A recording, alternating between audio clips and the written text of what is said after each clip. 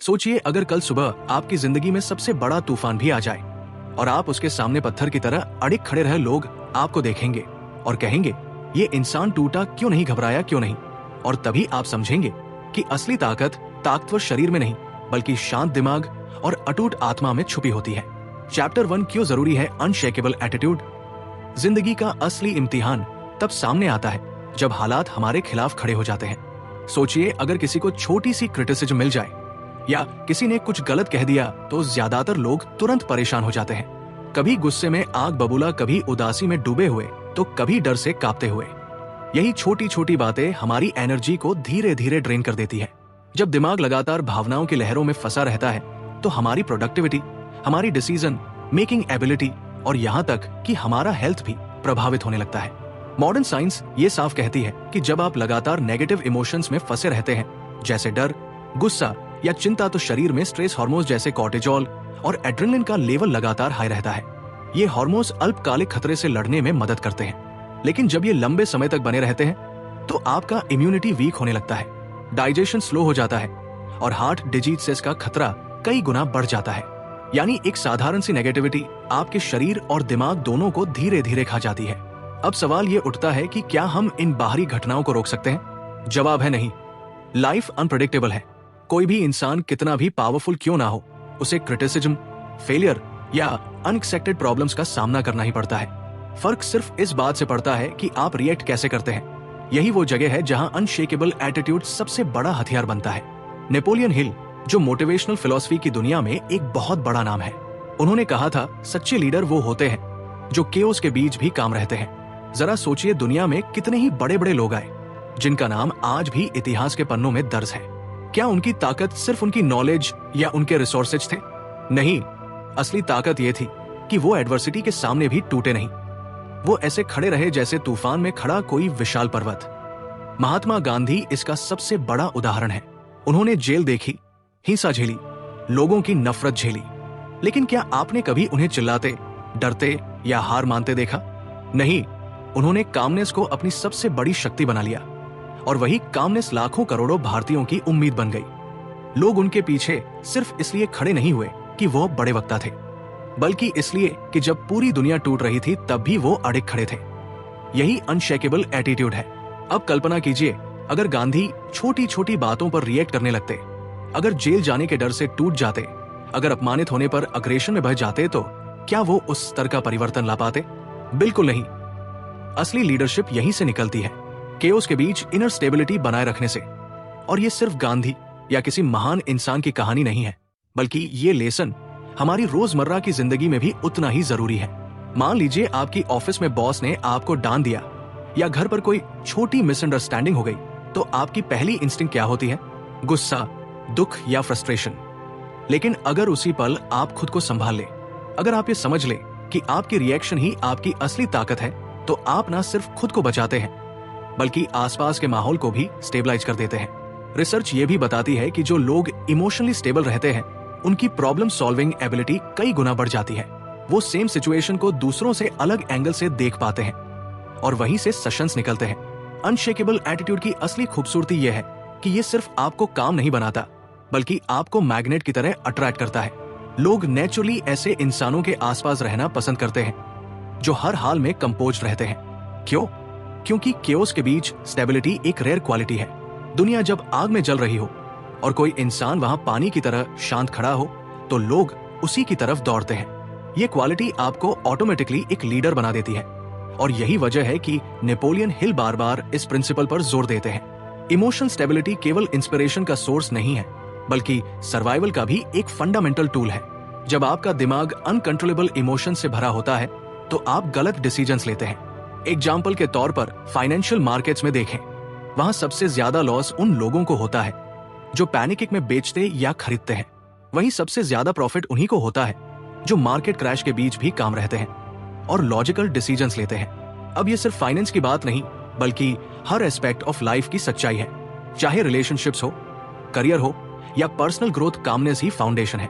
सोचिए अगर आप अपने जीवन में हर सिचुएशन को इस नजरिए से देखना शुरू कर दें कि मुझे बाहरी घटनाओं पर कंट्रोल नहीं है लेकिन मेरे रिएक्शन पर पूरा कंट्रोल है, तो कैसा बदलाव आएगा? आपका गुस्सा कम होगा, आपकी हेल्थ इंप्रूव होगी, लोग आप पर भरोसा करेंगे, और सबसे बड़ी बात, आप खुद अपनी नजरों में एक कॉन्फिडेंट इंसान बन जाएंगे। यही कॉन्फिडेंस धीरे धीरे आपकी सक्सेस और हैप्पीनेस की चाबी बन जाएगा। इसलिए अनशेकेबल एटीट्यूड सिर्फ एक अच्छा सा मोटिवेशनल कोट नहीं है, ये एक लाइफ प्रिंसिपल है जो आपके पूरे एक्सिस्टेंस को बदल सकता है। ये प्रिंसिपल आपको सिखाता है कि केओस में भी काम रहना कमजोरी नहीं बल्कि असली ताकत है। क्योंकि जब पूरी दुनिया हिल रही हो और आप अड़िग खड़े हो, तभी दुनिया समझती है आप कोई साधारण इंसान नहीं बल्कि एक लीडर है, एक इंस्पिरेशन है। Chapter 2, control the inside, ignore the outside. जिंदगी की सबसे बड़ी सच्चाई यह है कि हम कभी भी बाहरी दुनिया को पूरी तरह कंट्रोल नहीं कर सकते। आप चाहे तो हर मॉर्निंग रूटीन परफेक्ट बना ले, डेली प्लानर बना ले, लेकिन एक अनएक्सपेक्टेड फोन कॉल, एक अचानक आने वाली मेडिकल इमरजेंसी या बॉस की अनएक्सपेक्टेड क्रिटिसिज्म, ये सब उस केयरफुली प्लान डे को पलट कर रख सकते हैं। यही लाइफ की नेचर है, अनप्रेडिक्टेबल, अनसर्टेन, अनकंट्रोलेबल। और इंसान की सबसे बड़ी गलती यह है कि वो बार बार अपनी एनर्जी उन चीजों को कंट्रोल करने में वेस्ट करता है जिन पर उसका कोई कंट्रोल होता ही नहीं। नेपोलियन हिल ने इसी प्रिंसिपल को बहुत सिंपल शब्दों में एक्सप्लेन किया था। You can't control the outside world, but you can always control how you respond to it. यही है असली सक्सेस की कुंजी। सोचिए, जब आप किसी प्रॉब्लम में फंसते हैं तो नेचुरली आपकी एनर्जी उस प्रॉब्लम को बदलने की कोशिश में लग जाती है, लेकिन अक्सर वह प्रॉब्लम इतनी बड़ी या अनकंट्रोलेबल होती है कि आप चेंज ही नहीं कर पाते। जॉब प्रेशर कभी खत्म नहीं होगा, डेडलाइंस हमेशा टाइट रहेंगी, फैमिली में आर्गुमेंट्स चलते रहेंगे, फाइनेंशियल स्ट्रगल्स लाइफ का हिस्सा रहेंगे। अगर आप यह सोचते रहेंगे कि प्रॉब्लम्स डिसअपीयर हो जाए तो यह एक एंडलेस वेट होगी और इस इंतजार में आपकी पूरी जिंदगी निकल जाएगी। लेकिन अगर आप यह समझ ले कि आप बाहरी दुनिया के केओस को रोक नहीं सकते, हाँ, अपने रिएक्शन को चुन सकते हैं, तभी आप फ्री होंगे। रिएक्शन चुनना ही सबसे बड़ा पावर है। रियल लाइफ में यही डिफरेंस स्ट्रांग और वीक इंसान में दिखता है। एग्जाम्पल लीजिए एक सिंपल ट्रैफिक जैम का। दोनों लोग सेम रोड पर फंसे हैं, दोनों की कारें स्टक है, दोनों के पास कोई इमीडिएट एस्केप नहीं है, लेकिन एक व्यक्ति इरिटेट होकर हॉर्न बजाता रहेगा, खुद से गुस्सा करेगा और उस इरिटेशन को पूरे दिन कैरी करेगा। उसका पूरा दिन खराब हो जाएगा। शायद घर या ऑफिस जाकर वो फ्रस्ट्रेशन दूसरों पर निकाल देगा, जबकि दूसरा व्यक्ति उसी जैम में फंसा है, लेकिन वह काम रहता है। वह टाइम को यूटिलाइज करता है, कोई पॉडकास्ट सुन लेता है, कोई ऑडियो बुक शुरू कर देता है, या बस अपने विचारों से कंस्ट्रक्टिव बातचीत करता है। फर्क देखिए, सिचुएशन दोनों के लिए सेम थी, लेकिन आउटकम पूरी तरह अलग। यही वो मोमेंट है जहां रिएक्शन इंसान का असली कैरेक्टर डिफाइन करता है। अब सवाल यह उठता है कि रिएक्शन को कॉन्शियसली चूज करना क्यों इतना पावरफुल है। इसका जवाब न्यूरोसाइंस और साइकोलॉजी दोनों में मिलता है। जब हम किसी एक्सटर्नल ट्रिगर को फेस करते हैं तो हमारा ब्रेन दो तरह से रिस्पॉन्ड कर सकता है। या तो तुरंत इंपल्सिव रिएक्शन देगा, फाइट फ्लाइट या फ्रीज मोड, या फिर थोड़ी देर पॉज लेकर लॉजिकल कंस्ट्रक्टिव रिस्पांस देगा। इंपल्सिव रिएक्शन अक्सर रिग्रेट लाता है, जैसे गुस्से में कहे गए शब्द या डर में लिए गए गलत फैसले। वहीं कॉन्शियसली चुना गया रिस्पांस हमेशा मैच्योरिटी दिखाता है। रिसर्च बताती है कि जब इंसान अपनी इमोशंस को रेगुलेट करता है तो उसका प्रीफ्रंटल कॉर्टेक्स, जो डिसीजन मेकिंग और प्रॉब्लम सॉल्विंग का सेंटर है, ज्यादा एक्टिव होता है, और यही एक्टिविटी उसे बाकी लोगों से अलग बनाती है। अब इमेजिन कीजिए, अगर आप हर छोटे बड़े सिचुएशन में अपनी एनर्जी उन चीजों पर वेस्ट करने की बजाय जिन पर आपका कंट्रोल नहीं है, उन चीजों पर फोकस करें जिन पर आपका कंट्रोल है, तो लाइफ कितनी आसान हो जाएगी। मान लीजिए आप ऑफिस में हैं और आपका बॉस अचानक आपको क्रिटिसाइज कर देता है। आपकी इंस्टिंक्ट है हर्ट होना, फ्रस्ट्रेटेड होना या एंग्री होना।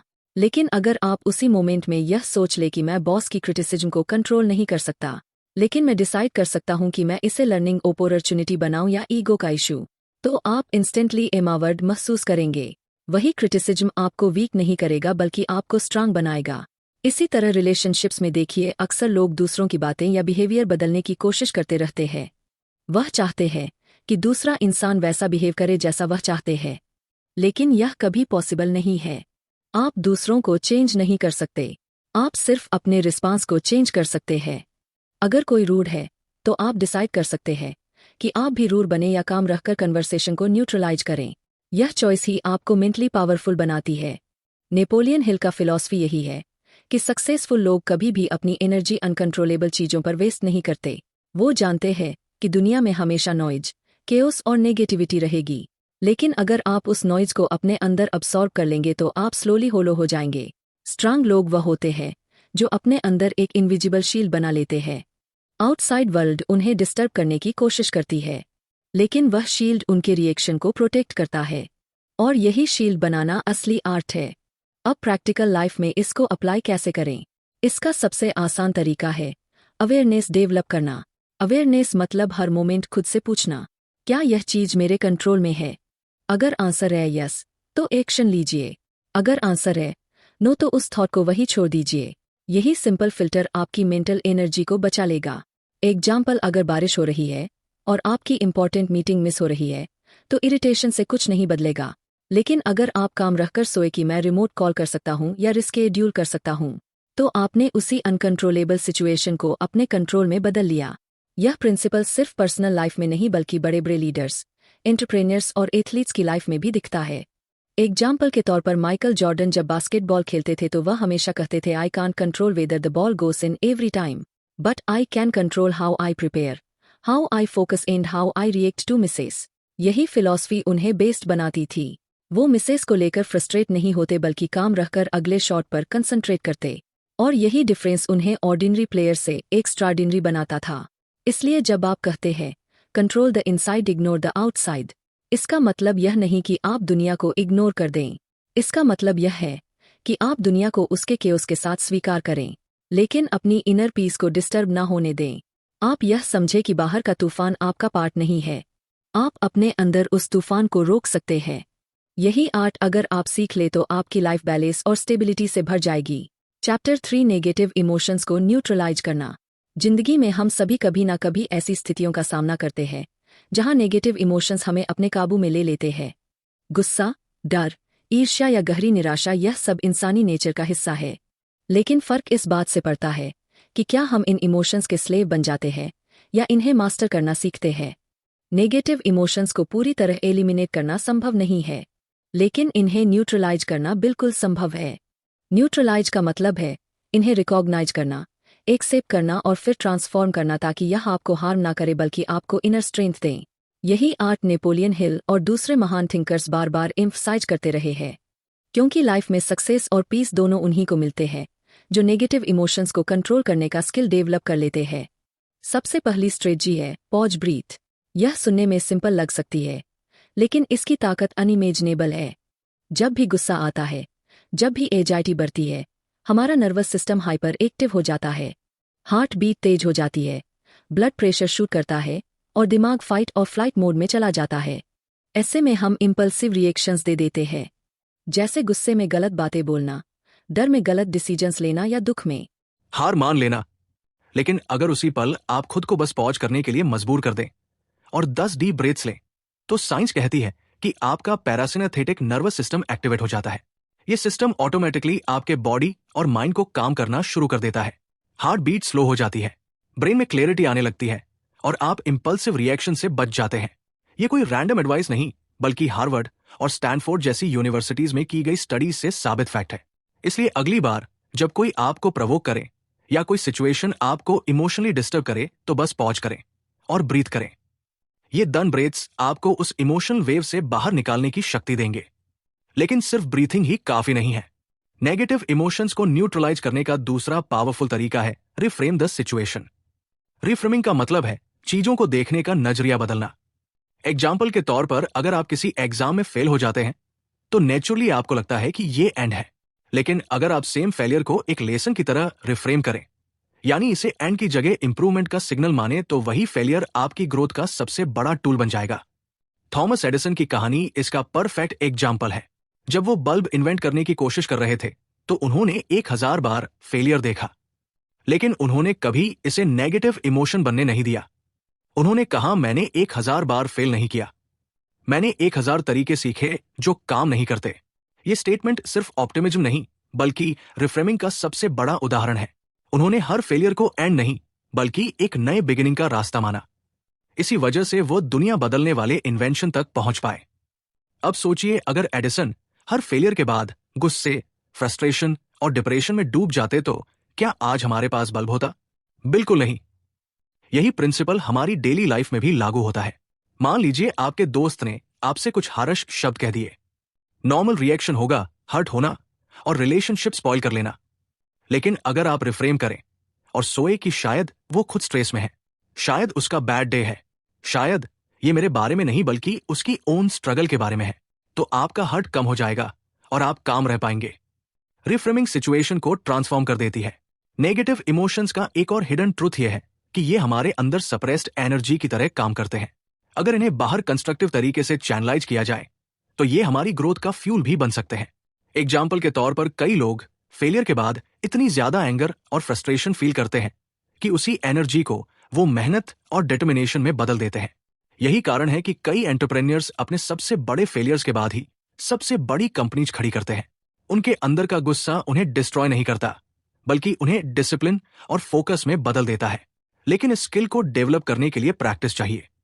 डेली लाइफ में आपको बार बार खुद को ऑब्जर्व करना पड़ेगा। जब भी कोई नेगेटिव इमोशन उठे खुद से पूछें, क्या मैं इस इमोशन का स्लेव बन रहा हूं या मास्टर? फिर पॉज करें, ब्रीथ करें और रिफ्रेम करें। यही 3 स्टेप्स आपके लिए एक हैबिट बन सकते हैं। यहां एक और एग्जाम्पल बहुत पावरफुल है। मान लीजिए आप किसी इंटरव्यू में गए और वहां आपको रिजेक्ट कर दिया गया। नॉर्मल रिएक्शन होगा दुखी होना, खुद को वर्थलेस समझना और शायद कोशिश छोड़ देना। लेकिन अगर आप रिफ्रेम करें और सोए शायद ये जॉब मेरे लिए नहीं थी, शायद मेरे स्किल्स अभी शार्पन करने की जरूरत है और ये रिजेक्शन एक्चुअली मुझे उस सही अपॉर्चुनिटी की तरफ पुश कर रहा है, तो वही रिजेक्शन आपके लिए ब्लेसिंग बन जाएगा। बहुत से सक्सेसफुल लोगों ने अपनी जर्नी में यही देखा है। स्टीव जॉब्स को एप्पल से निकाला गया, लेकिन उन्होंने उसी रिजेक्शन को रिफ्रेम किया और एक जैसी कंपनी खड़ी की।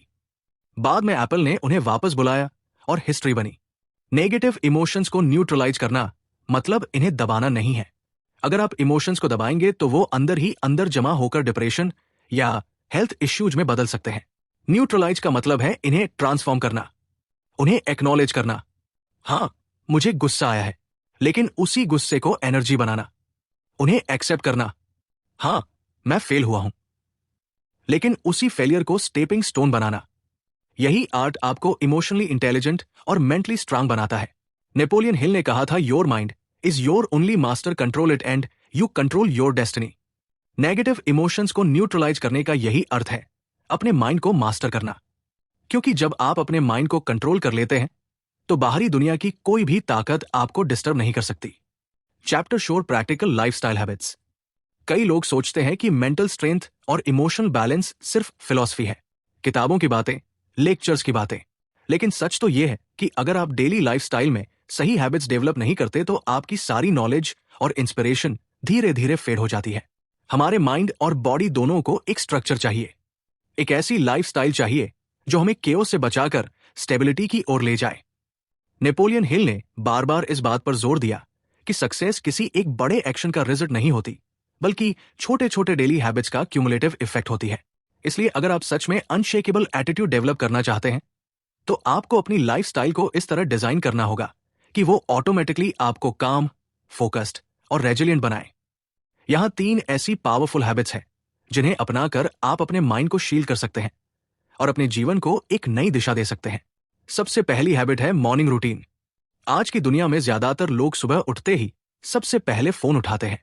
Social media notifications, news updates और ईमेल्स उनके दिमाग को सुबह सुबह ही केओस और कंपैरिजन में डाल देते हैं। रिजल्ट ये होता है कि उनका डे शुरू ही होता है एंजाइटी और डिस्ट्रैक्शन से। लेकिन अगर आप दिन की शुरुआत साइलेंस से करें, यानी मेडिटेशन, जर्नलिंग या बस कुछ मोमेंट्स खुद के साथ बिताएं, तो आपका दिमाग एक न्यूट्रल स्टेट में आ जाता है। मेडिटेशन ब्रेन की बीटा वेव्स को रिड्यूस करके अल्फा स्टेट में लाता है, जहां क्लियरिटी और कामनेस नेचुरली डेवलप होती है। जर्नलिंग आपको अपने थॉट्स को बाहर निकालने का मौका देता है, जिससे आपका माइंड क्लटर फ्री होता है। इमेजिन कीजिए अगर हर दिन की शुरुआत कामनेस और क्लियरिटी से हो तो आपका रिएक्शन पूरे दिन सिचुएशंस के साथ कैसा होगा। आप इरिटेट होने की बजाय बैलेंस रहेंगे, एशियस होने की बजाय ग्राउंडेड रहेंगे। यही मॉर्निंग साइलेंस आपके पूरे दिन का टोन सेट करती है। इसीलिए याद रखिए, own your morning and you own your life. दूसरी हैबिट है फिजिकल फिटनेस। बहुत से लोग एक्सरसाइज को सिर्फ बॉडी के लिए मानते हैं, लेकिन असली फैक्ट यह है कि एक्सरसाइज माइंड के लिए भी उतनी ही जरूरी है। जब आप एक्सरसाइज करते हैं तो आपके बॉडी में एंडोफिन्स नामक केमिकल्स रिलीज होते हैं। इन्हें अक्सर फील गुड हार्मोन्स कहा जाता है।